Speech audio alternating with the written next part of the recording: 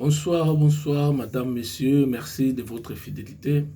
Merci ndenge bozo continuer toujours na kolanda biso na chaîne na biso ya YouTube Joe Barouk TV et na page na biso ya Facebook Joe Barouk les serviteurs. Donc biso tozana toujours pour nous servir bino pour nous couper ça ba information ou eza chaîne pe page ya ba information analysée.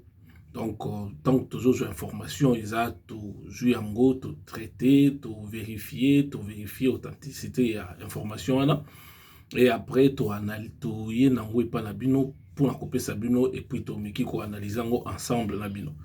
Donc, excuse, tu bando ko salaka kandengwana. Donc, zandengwana et pas na biso, tu zate que non tu as couper sa bino ba fake news. Parce que la fake news est en train de babuzo ba ebele na ba incompréhension misusu ezangatina na mboka na biso et puis en train de sala ke pays et ba na ko avancer. Donc biso tozana pona bino pona ko pesa bino ba vraies informations, ba information aux fiables oza ke tant tozo pesa yango eza na ba analyse na yango nyonso tozo sali pour et les contre. Donc tozate na opposition ou na majorité. Donc biso toza na centre, toza na pona ko aider gouvernement, ko aider pays. Donc biso toza na boso pour le pays, pour le peuple, pour que le pays ait ba ko avancer. Ce qui gouvernement ça il aura bien to applaudir, ce qui a dérouté to ko ba toujours na ko recadrer puis ko tailler pression comme d'habitude. Donc les lots to ko bela lisusu sujet ya RAM. Parce que RAM, ils ont continué toujours à moi complication na vie ya ba Congolais, Congolais nyonso au bazar ba téléphone na bango mobile, bazar vraiment impacté et puis ba kangaki ba sim ya ba tebele oyo ba zaki en règle était na service à RAM. Donc to komika ko lobela ngo lelo total ndenge nini évolution na yango ezali. Mais avant wana tokopesa moi quelques informations. Félix Tshisekedi, président de la République démocratique du Congo, a attendu na mercredi oyo, donc le mardi, lobby mercredi, a attendu dans Lubumbashi et puis le jeudi à Rosala na Kolwezi. Donc kuna eza qui pour la raison ya mosala.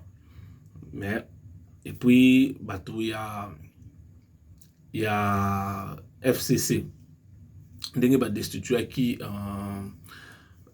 gouverneur na bango ou azaki aza membre ya du couple na bango à la personne il y a Zoé Kabila ndenge to pesa une information de ba destitué qui bango bazo compter que ceux qui président Kekuna baluka bakuta nae pour que aluka kuzungisa situation na ndenge zali. Or waneza compétence ya président de la République comme ba destitué même à so babi que ono il appelle na président de la République pour que aya ku intervenir na situation na waneza eza makamba président de la République.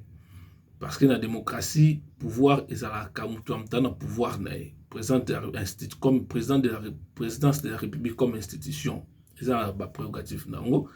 Justice pesa, parlement pesa. Donc, ils ont la voie judiciaire, il faut à côté ça va recours la recours à qui côté sango kuna nde ba juge tant ba kota la ba analyser ba oya comme preuve ba argument. Ceux qui vont moniquer ça valable, bakoye ba ko luka ko sala ndenge ba ko zwa décision ba ko zwa. Ceux qui sont valables étaient ba ko rejeter en gros et que ba ko acter destitution. Donc pour le moment, ils en ont ndengwana makambo bango avec la justice. Ba ke nango na justice biso tozana toujours pour kolandela ba information. Et Covid-19 to qui DGM à Kangi, ba frontière, il y a pas pays, donc RDC n'a pas pays où ils sont très impactés actuellement dans ma Covid-19. Ils ont Inde, na Brésil, où Covid-19 et ça ba dégâts moko vraiment grave mais nazoka moi que malgré ndengwana mais bakangi pe frontière na Afrique du Sud parce que Afrique du Sud variant wana o bazozwa ngo kuna na Afrique du Sud ce sont des noirs aussi peut-être parce que bato belé na lobi ndengwana parce que bato belé na RDC kuna bazomona on dirait Covid-19 eza pona mindele eza pona bato mwindu te mais bato bazo na Afrique du Sud bato bazo kufa belé baza bato mwindu lokola biso donc il faut pas que bato bakanisa que Covid eza kaka pona bato moko bo eza pona ba occidentaux eza pona ba africains non wana eza fausse théorie et puis bato nyonso bazolo ba que Covid-19 wana eza lokuta surtout ba député misusu na monaki bango une fois l'émission moko boye wana appuyé par ba journaliste misusu que non Covid-19 wana eza makambo ya bindele eza na ngote eza lokuta que docteur Muyembe azalaki na pona olia mbongo mais preuve aneke siko déjà m'a décidé ko kanga frontière donc bateau nyonso bauta Inde moya bakota sous RDC zate bateau bauta Brésil moya bakota RDC zate donc je pense que eza pe difficile pour na bateau bazana RDC bakende Inde ou bien bakende Brésil peut-être cause la sur pour na ba sur les assure situation moko eza impérieux peut-être que wana pour chose ba raison impérieux wana peut-être wana de bako permettre bango ba bima mais je crois que il faut avoir conscience pour na beta c'était pour na wana il faut avoir conscience par rapport à Covid-19 parce que Covid-19 est vraiment malade ils ont existé pour zo boma bato belé donc tango bato e omonake bakangi immeuble wana o ezaki na ba indien o ba utaki Inde bayaki baza contaminé ba kangi yango batiango en quarantaine na bato bafanda kotuna na moni bato msusu ba bouger moi mukie mais or depuis na bande déjà ko interpeller bato pour na ko biso to ki il faut faire attention il faut qu'on soit à distanciation sanitaire il faut qu'on respecte geste barrière pour que bato bazala trop contaminé na makambo wana baki ke variant ba indien wana eza variant moko eza grave parce que biso na Kinshasa kuna na Congo en général ba indien bazé belé mais sous ba utaki ba fête na bango côté vraiment propagation ya Covid dane salamaki na ba fête na bango ba utaki na ngo ba célébration religieuse na bango ba utaki na ngo yango ndem te sala ki propagation ne sama makasi donc ba miso ba utaki RDC ba kendaki kuna bazongi donc tinde bayaki na bakotaki déjà na yango on a déjà na bendaki sonnette d'alarme depuis mais na monaki ki elo moko salama kité et que ça bien boué bakoza prudent boué bakoza prudent pour na ko éviter que ba maladie là parce que système sanitaire na biso système hospitalier na biso kuna eza système hospitalier na biso plutôt bolimbisa système hospitalier na biso eza makasité système de santé na biso kuna eza makasité donc soki bato bazo bela so bato babeli belé oza vraiment catastrophe moi makasi mais je pense keza bato pe bazo bela yango ezoleka mais bazo ebate keza yango eza bato pe ba ozobela yango bakufi na yango ozoyeba na pete parce que ba autopsie ça la makate ba test et il y a Covid ça la makate donc moi peut yeba vraiment nyonso ana ezate mais bato bazo ndimate boye barake ba déjà vraiment il faut être prudent et puis na bakuluna eza na lomoko ya ba 300 kuluna il faut ba kende bano babenga bakuluna il faut pas kende na place batindaka bangwana na Kanyama Kasese mais likambo bakuluna déjà tolobelango na zawana na lubaki mais c'est comme si bato bayokaki ngai te na baki soki présomption d'innocence na Congo ezali eza na kati ya loi faut pas ko joie ba mesure exceptionnelle pour na makambo susu so bingo joie mesure exceptionnelle faut que les cas par le parlement pour na ko joie dérogation mpona kosala eloko wana.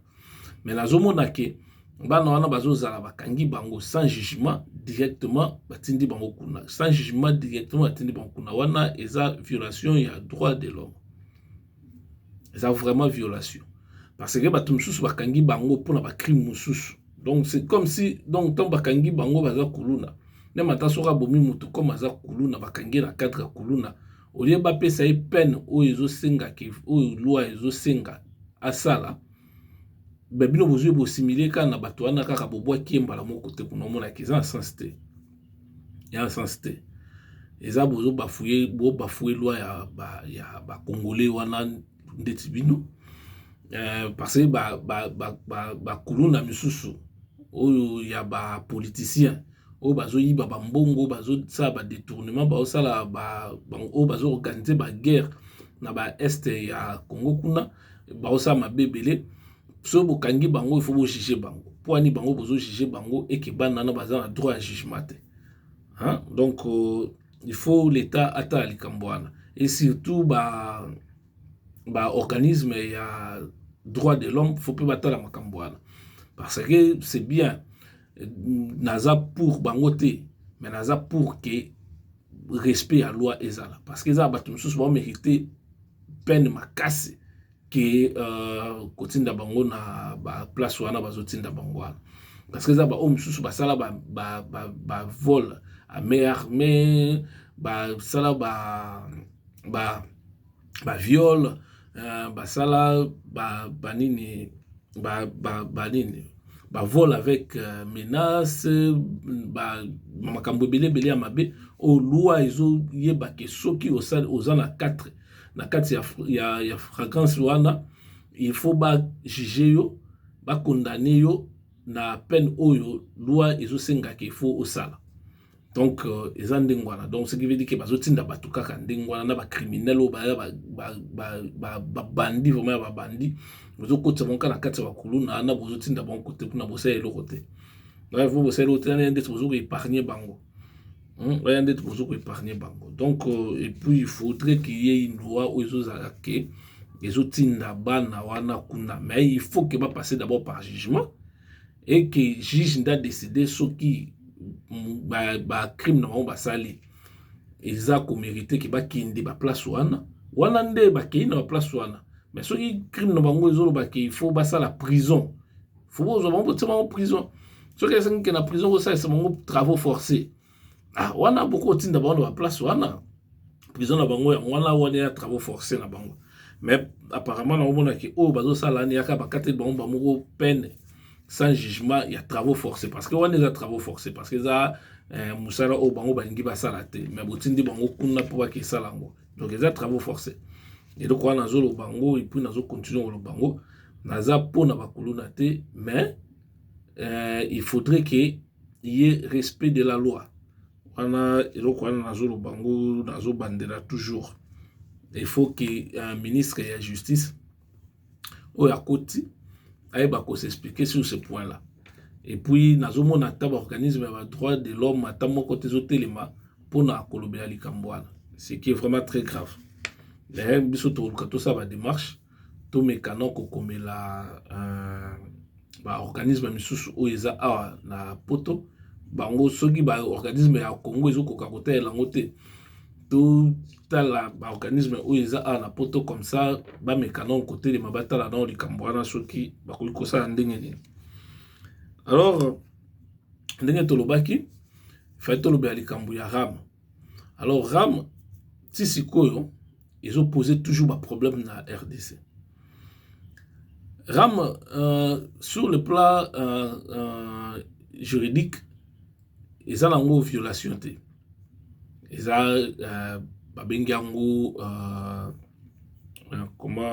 un registre des appareils mobiles. C'est-à-dire, ils ont enregistré des appareils mobiles ou écotaka dans la RDC. Mais, c'est comme si Ramwana ba visé côté mususu. Mon ndeti bino objectif eza boye, bino bo beti namno à côté. Eza vraiment ba beti à côté. Parce que quand on enregistre un appareil mobile, il faut enregistrer un appareil mobile na RDC. Il faut enregistrer un appareil mobile en amont. C'est-à-dire quoi? C'est-à-dire qu'il faut baya na ba lo onyo sezo kota. Tant OCC sali contrôle na epo ba pareil où ils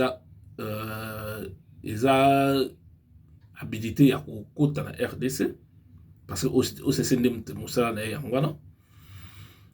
Oyo ekoki kokota na oyo ekoki kokota te. Wana ya musala OCC. Alors tant yango ekota ba oyo ba autoriser yango ki kota parce que ça bien. Enregistrement nango sauf ba ça ba enregistrement ba email ya ba téléphone wana. Ba société ezo somba ba téléphone wana nyonso wana. Ba za na possibilité ya kozwa ba email ya chaque téléphone. Ba fournir yango na gouvernement. Comme ça, gouvernement, donc c'est-à-dire organe wana ya régularisation wana au babengi ram ezwa yango et enregistrant ko tsango na base de données na yango. Parce que ba pareil, ça pareil. Sur les koufi, bah pareil koufa ka ezate que non appareil éthique à l'éternel sur les koufi, il faut ba le kabo déclasse kango malembe. Nyonso wana mende nesko ba yeba ki appareil koufi ou bien appareil zo fonctionner. C'est ça le problème. Donc flou eza toujours na kati makambo wana ndenge nazomona yango. Et puis en plus ça na lukaki kotala ndeti na ba pays mususu ailleurs. Comment est-ce que le système au bango bazolo bana na ngina banda place no bongo na zonga sko na système arabe. Na ba pays mususu ba lobani. Na pays mususu ndeti tozu France parce que comme toi la France to bito joa quelques exemples ya mboka obiso to fanda. Comme toi la France tozu nini organisme na régulation ya ba makambu nyonso ya communication ya ba abonné na makambu nyonso na ba yesu ki pala makambu ba entreprise nyonso ya communication na télécommunication benga ngo ARCEP bango baza eza organisme moko ba nomaka batu baza 3 personnes ba nommées par le président, 2 personnes ou 4 personnes batikali baza nommées na part égale na des présidents et assemblée il y a assemblée donc c'est-à-dire à parlement. Donc il y a 2 chambres à parlement plutôt. Donc bango bazaka pour na protéger nan liboso ba consommateur. Va protéger les consommateurs pour abuser à la tête, puis pour la veiller sur concurrence moko loyale entre les entreprises ou il y a entreprise de communication. Mais c'est quoi ce qui parle de makambo ya financement na bango? Ou ce qui parle de financement na bango, financement bango ce que ça financer ndengeni. Parce que dans mon avis, na ram bazolo ba peke non pour na kotala ko protéger ba intérêt ya ba consommateur, ya ba utilisateur, ya ba réseau téléphonique mobile. Mais ngana zo mona ndeni bako utiliser bako protéger bango te so ezaka pour na ko enregistrer ba téléphone à pampa.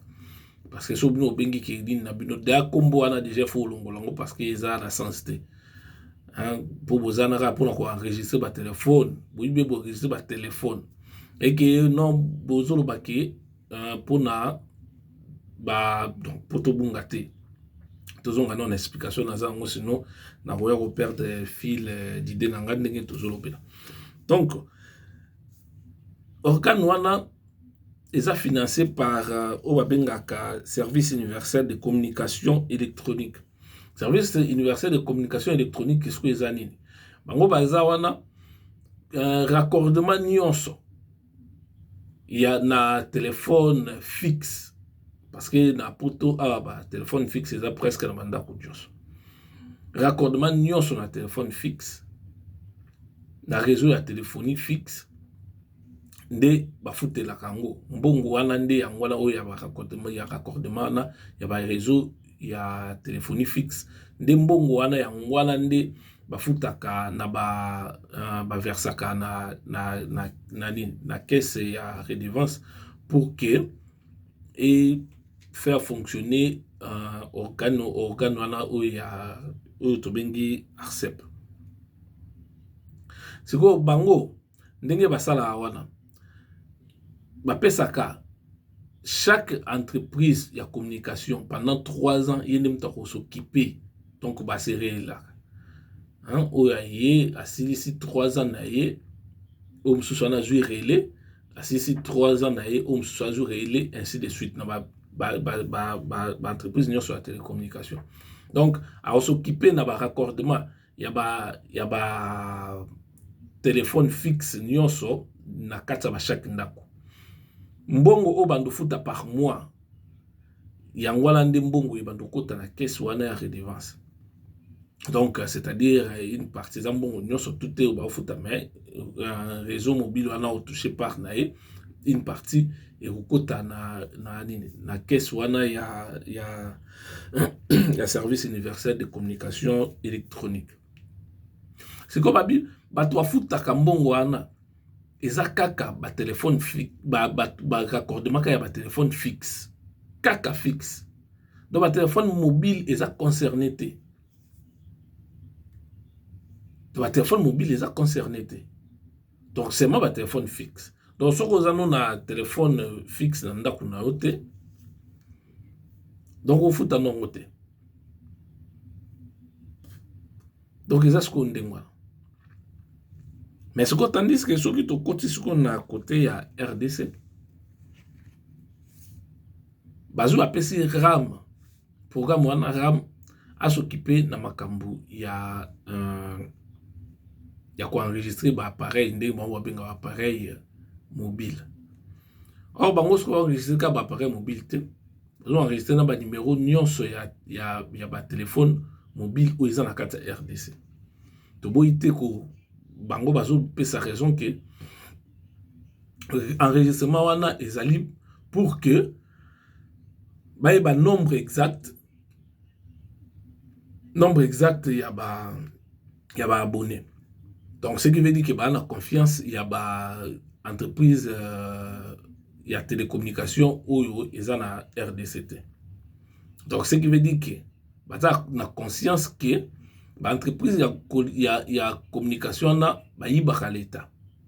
Donc c'est que bah l'état ebi na que ba yibaka na ba entreprise wana. C'est quoi? Tant bazo ba que ba entreprise wana donc toujours une hypothèse wana que ba entreprise wana yiba à l'état plutôt. Tant toujours hypothèse wana ngolo bani ngoba ke bato bakenda ko sala ba inspection pona koyeba ba compte ya ba entreprise wana soki na ndeti service ya bato impôt donc bakenda ka pona koyeba kosala nini combien o eza impôt ba entreprise wana ya communication il faut futa c'est que basala musana bangote c'est que basala musana bangote.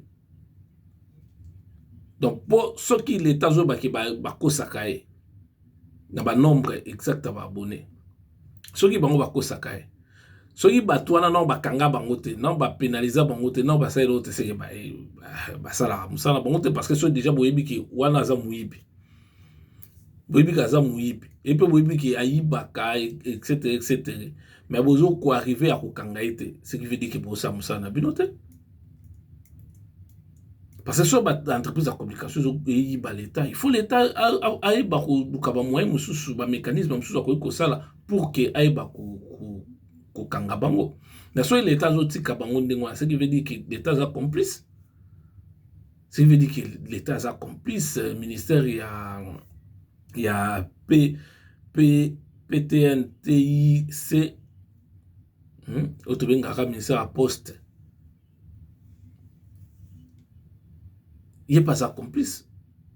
Ministère wana yebi ki non makambo de ça makande on basa elo mon côté. Bato service à DGI donc c'est-à-dire bato ya service ya impôt tinde ba kala pe basa musa na bangote. Donc ce qui veut dire que inspection générale des finances pe ça la musa na ngote parce que bango pe ba habilité ba kenda ko sala ba compte ya ba entreprise mususu wana. Soki ba sengi bango service na mon pour na audit.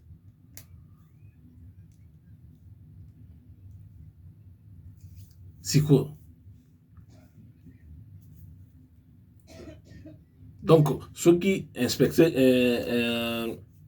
bato wana bazokende kosala baudit mpo bayeba ke baentreprise wana soki bakesa basa barecouvrement nde babengaka yango barecouvrement ya baimpôt soki bazokesa barecouvrement wana eke bazoyeba ndenge nini te ke baentreprise wana ezokoéchappe na bacharge nango mosusu, ce qui veut dire que bato wana basala mosala bango te bacomplice convenance na complicité marché en complicité na entreprise wana nyonso wana. Or eza bongo te, il faudrait que l'état ayeba kosala mosala na ye oyo wana eza taxe moko de plus pour la population.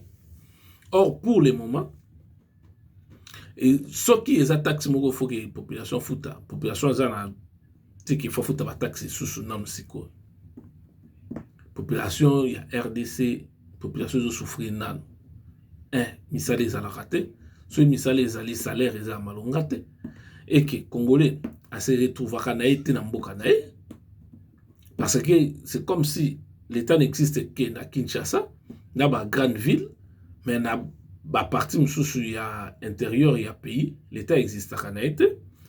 Et puis en plus de cela soki l'état doit exister na ba grande ville wana c'est toujours la loi du plus fort ndim tezo régner parce que ba étranger naza contre ba étranger te parce que ngamo na ofanda na mboka oyo naza étranger ba étranger oyo baza na kati ya mboka wana bana RDC au lieu ba respecter ba loi ya mboka bazo respecter ba loi ya mboka te. Pourquoi? Parce que eza na batu moko o baza ba autorité ya mboka ya RDC bazo protéger bango na ndenge ya mabe. Donc c'est-à-dire que même ata mutu wana za mabe yaza na raison parce que mutu wana za na mbongo et que les petits peuples comme aza na mbongo te yaza na tort parce que ala mbongo te tellement ndenge batu bango baloba na Kinshasa ba généraux ba ministre ba autorité belé mutu amtaza na libanais na mutu amtaza na pakistanais na mutu amtaza na chinois na ainsi de suite. Donc loi ya parapluie kaka ndem terrenir na RDC.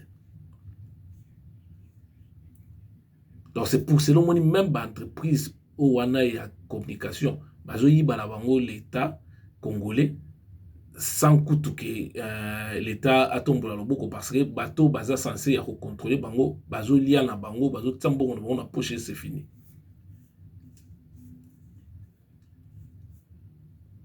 C'est la même chose même pour la communication.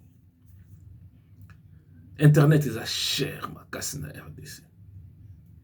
Communication, bah, appel téléphonique est cher ma casse na RDC. Mais ce que vous avez no moko bozo que la population n'a mawa rien. Vous avez baki cette bango sous charge mon sous du colo ana. Ce que vous vivre ndeni. Et puis vous avez automatique vous avez carte ba téléphone nyonso o ba sim nyonso vous avez bloqué ba sim nyonso oyo eza na ninyo.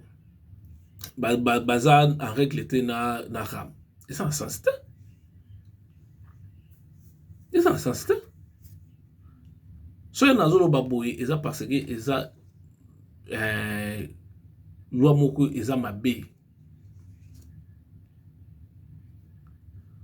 Pour eza na Saint-Augustin Loba face à une loi injuste. Tout le monde a le droit de résister de manière pacifique ou d'une manière violente. La tindi batu na violence te. Mais la tindi batu ba na ko résister na loi wana de manière pacifique. Il faudrait que Ramwana elongwa. Parce que eza taxe moko de plus pour les Congolais ou ils ont pesé par les Congolais. Ils ont pesé ma casse. Déjà batu bana difficulté à tenir les débuts du mois. La difficulté à foutre à bana bango ba classe parce que bien que bazo ba gratuité ba classe mais gratuité on est à na monoko na sur les terrains za makamususu baza la difficulté ya kolesa bana bango ba la difficulté ya kolatisa bango ya ko s'occuper na ba famille na bango so ba beli bazo zanga mbongo ko somba ba kis ali bino bakse bango susu makambo aramu wana susu na kati wana L'État où est responsable, l'État où est la population, alors quoi alléger la situation de la population. Sur le plan fiscal, ezana ba mbongo ebele oyo l'État koki kozwa et pas bato esengeli azwa mbongo pa na bango. L'État azana te ke pour kezwa mbongo pa les petits peuples. Les petits peuples azana eloko mo côté. La classe moyenne déjà na RDC existe à la société. Au nyonso batikali wana ya ba classe tertiaire kaka donc ba classe ya suka na ya ba pauvre na ba pauvre. Tout ça, que l'État il faut travailler d'abord pour que bateau bazana se mata. Ata ba mata mais une bonne partie à bateau ba mata. Mais so yeboye comme ndasu bateau na futon ba taxe, na fait souffrir bango di susu. Côté ba policier ba na tracasserie, côté kuna ba militaire na tracasserie, l'État yemo susu na tracasserie makambu na. Douane cher ba taxe ou ba futa ba entreprise et l'équilibre kolo makasi ba entreprise mo ba futa ngo ezate ba comme ko tricher ya no ba sa ba nini yana ba taxe l'équilibre les pression fiscale ya makasi na RDC ali bo baxi sous pression fiscale mo sous wani na sens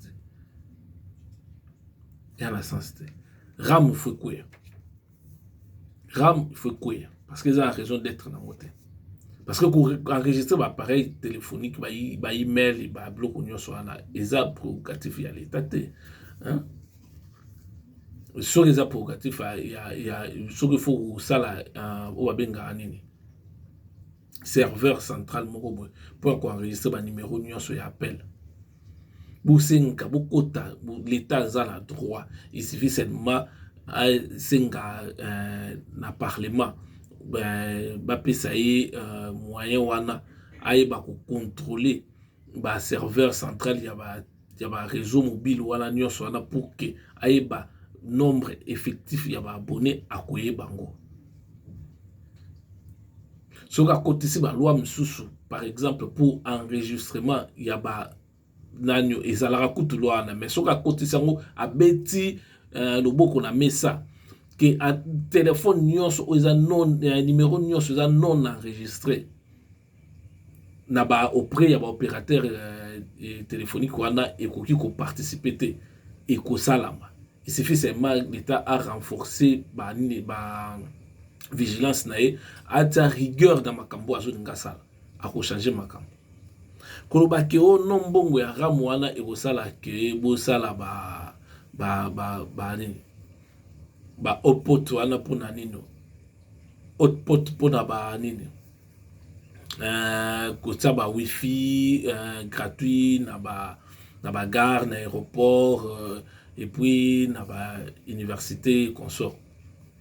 Non, l'État ce qui a la moyen te donc moyen l'État ko ki zwango pa ba petit peuple te moi l'État soit nga zwango fa ki zwango pa bateau ba na mbongo fa ki zwa mbongo pa ba riche.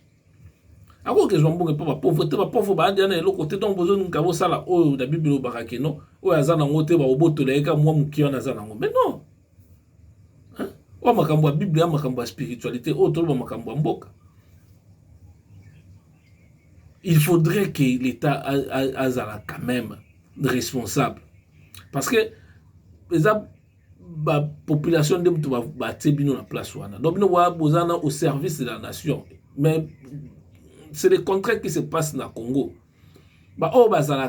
Pour travailler, c'est pour la population. Ils ne travaillent pas pour la population, ils travaillent pour eux-mêmes et leurs familles et leurs amis et c'est tout. Même le ministre Azolo Baké, dans la die, les lois qu'on a touché un ministre, a touché un bon mon côté na Katouana. D'une manière ou d'une autre, a touché là, on a quelque chose. Pour nous, nous sommes Congo à l'Andengezala. Tebi Congo à l'Andengezala. Ministre Akoloba o alobia na comme toi la preuve te to ko accuser te to mais to ko to za na droit na biso ya ko douter na maloba na. C'est ça la démocratie. Tu es obligé de on dit maka maloba o ya so ba tout comme un peu obligé de on dit maka maloba ngana zoloba. Ngazo ça ba analyse. Mais le fait que situation en ko persister, il faudrait que population a télémé le kwana. A télémé la ramouana. Il faut que le gouvernement mal à l'aise. Ici, il faut marcher, il faut marcher. La Ligue des consommateurs, il a Congo, ils ont raté. Même attention zali bazolo banini, rien du tout. Donc les Congolais sont comme ça. Mouton protéger mon zate. Ni ba politicien, ni ba leader d'opinion na société civile. Personne. Ngande na boye avec ma modeste personne nazolo bakaka. Nazolo ba pour que éveiller zala. Ce qui vous monye lo kama be faut telema. Boza obligé te que non so bo monye lo kama be boye baka ko ndima. Lokola ba même non, toi ba même te toi bateau. Quand il y a quelque chose qui ne va pas, il faut côté les makoba que il y a une chose, il y a une situation qui ne va pas. Makambo ram eza escroquerie eza ki muibi. Donc pour nangai ram wana il faut balongola parce que quoi enregistrer ba appareil mobile na RDC beaucoup ko besoin à partir de l'entreprise ils ont importer ba téléphone na RDC parce que boyebi ba entreprise nyo sonné importer téléphone na RDC. Beaucoup enregistrer ba téléphone na bango. Bon ba ke bon enregistrer ba SIM. Ba SIM or ba SIM pour enregistrer ba réseau mobile ou ba entreprise ya télécommunication na nyo sonné zali bango moko baza wana ba entreprise ya communication na bango baza wana ba enregistrer ba abonné na bango nyoso. So il faut contrôler ba abonné na bango boyebi ba moyen nyoso boko kende liboso devant un juge ou bien devant le parlement ba opesa no pouvoir ya okende ko contrôler bango. So qui bazo ye besoin ba effectif normal tendenge ni baza ni wanyo so ane parce que musala ya ba inspecteur ya o basala ka ba o faut ça musala pour contrôler ba entreprise bazo ça musala bango te ni les ressources so iboza pour ça botia wifi l'état bi misambongo na atia ou alors que luka mbongo na ba moyen mususu Mbia ko créer loko moko boy ko pénaliser population parce que on a créé on a ils ont pénalisé population comme yango ils ont pénalisé population donc beaucoup ils ont voté ils ont sens donc ndengezana il faudrait que makambo meka changer il faudrait que population ba bouger faut bouger faut pas boti karake batu baye ba ko tambola mino misape makolo ba tamboli batu na misape makolo trop les appétants ya oye ba koloba. Donc avec Banini Baramwana, l'État comme a facilité nyonso ya contrôler bateau. Donc ce qui boza contre situation moko boyo l'État a bloqué bino nyonso pour que ba sim na mino ba bloquant facilement. L'État a bloqué facilement et que moyen bo contre internet que zalaté moyen bo passer ba message zalaté donc à tout moment l'état ko bloquer sim ya mutu moko boye déjà ba yebi que ba enregistrer ni nae ba bloquer au calme sans problème. Or ba soko sombi sim téléphone coûte pour téléphone ya yo moko soko sombi sim na yo na entreprise moko ya communication ana ya téléphonie mobile wana soko sombi sim na yo oza na contrat na bango donc c'est à dire que so sim no ba po kanga ngo il faut bango nde ba décider pour kanga sim na wana pour boire na contrat na bango pour ba kanga pe sim no faut que yo o respecter contrat par no contrat c'est à dire soit ozo somba ba unité de société ba pesa ki o délai ba ko kanga oui mais l'état ko yate ake kanga sim na yo l'état a droit na te o kanga sim na yo parce que yo contrat no eza na entreprise wana eza na l'état te mais nous sommes battus bien côté lorsque bazo kata bato internet bakati bino internet bino boko funda l'état d'état te faut funda ba entreprise pour wana bon contrat boko bon na procès